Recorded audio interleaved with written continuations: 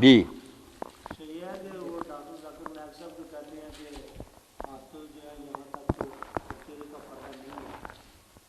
بالکل ان کی باتیں کچھ ٹھیک بھی ہیں کچھ نہیں بھی ٹھیک ہے، وہ پوری طرح وضاحت نہیں نہ کرتی، اس کو عام کر دیتے نا کہ سب کے لیے ہاتھ اور منہ ننگے رکھے جا سکتے ہیں، اس سے کام خراب ہو جاتا۔ میں نے آپ دوستوں کو پتہ ہی نا، پھر اب دہراؤں گا، کہتے ہیں وہ بنواؤ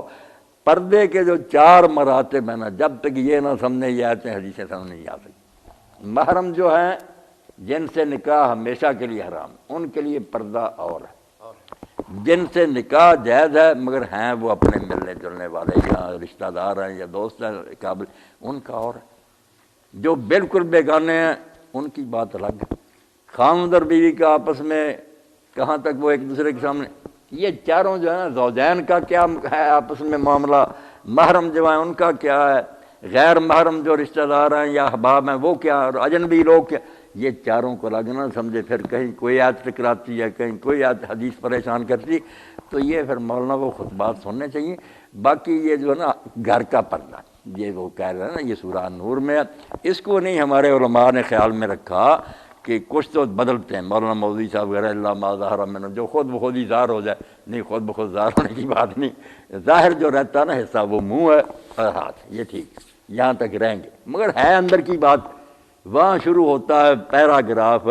کہ اے ایمان والو کسی کے گھر میں داخل نہ ہو جب تک اجازت نہ لے لو سلام، پھر آگے حکم چلتے ہیں کہ عورتیں بھی نگاہیں اپنی بچائیں اور مرد بھی بچائیں۔ یہ جو غض بصر کا حکم ہے، نظریں نیچی رکھیں، یہ سارا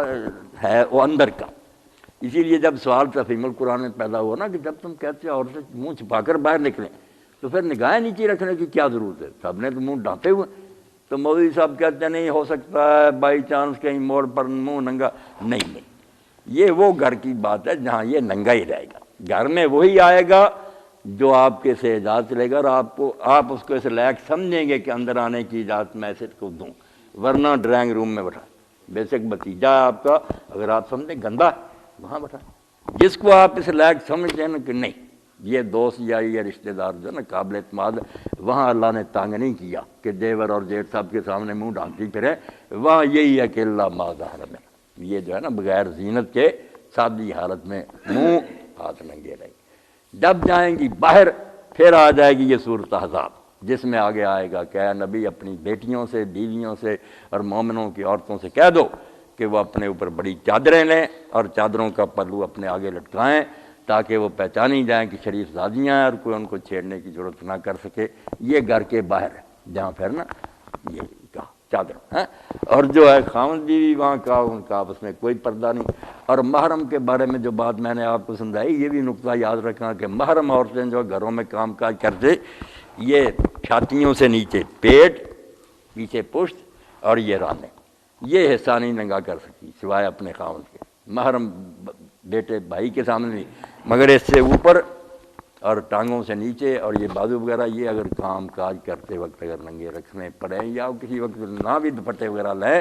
محرم کے سامنے، جس کے ساتھ تو ٹھیک، ظہر، بطن اور یہ رانے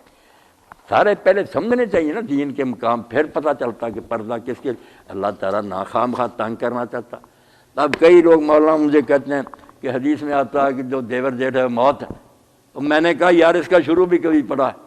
کب اس میں یہ بات آئی ہے پردے کی کہ وہ منہ ڈھانکے،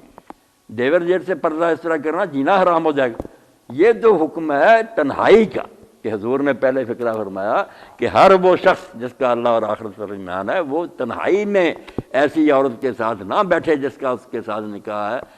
ورنہ تیسرا شیطان ہوگا، لا یخلون خلوت، کہ بند کمرہ ہے، کنڈیاں چڑھائی ہوئی، وہاں بیٹھے خطرہ ہی خطرہ۔ اس وقت لوگوں نے پوچھا کہ دیور جیٹھ، فرمایا موت، یہاں تو اور زیادہ بے تکلفی ہوتی ہے، یہ تنہائی ہے، خلوت بلا جنبی ہے، یہاں یہ پردہ کا مسئلہ کوئی نہیں تھا، انہوں نے آپ ہی یہ بنا لیا، کتابیں کھول کر پڑھیں پتہ چلے۔ زوجین، محرم، غیر محرم اور اجنبی، یہ 4 جو ہے نا الگ الگ، جب تک نہیں سمجھیں گے کبھی کوئی آیت پریشان کرے گی، کبھی کئی ایسی باتیں جیسے اپنا جینا حرام ہوگا، کہیں بالکل پھر آوارگی ہوگی، ساری چیزیں سمجھنے کی ہے۔ یہ اہل کتاب کے بارے میں جو ابھی ذکر ہوا ہے کہ ان کے عورتوں کے ساتھ